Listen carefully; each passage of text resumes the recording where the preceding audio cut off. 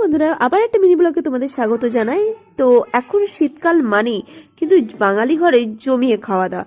তো আজকে আমাদের বাইরে থেকে এমনি অন্যদিন সন্ধ্যেবেলার খাবার দাবার কিছু স্ন্যাক্স আনা হয়, কিন্তু আজকে প্রীতি বললো না, আজকে হচ্ছে বাড়িতেই পকোড়া বানাবো। তো চলো সেই মতো এখন পকোড়ার ব্যাটার তৈরি করা হচ্ছে। তো আমি ওকে হেল্প করে দিচ্ছি, আর ও পকোড়াগুলো ভাজাভাজি করছে, আর আমি এদিকে করছি চাউমিন।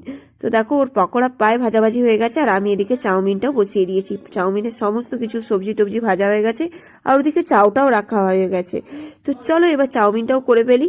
তো চাউমিন আমাদের রেডি, চাউমিন আর পকোড়া, যেটা আজ আমরা বাড়িতেই বানিয়েছি।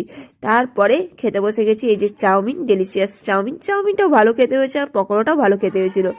চাউমিন আর পকোড়া দিয়ে আজকে ডিনারটা তো শেষ করলাম।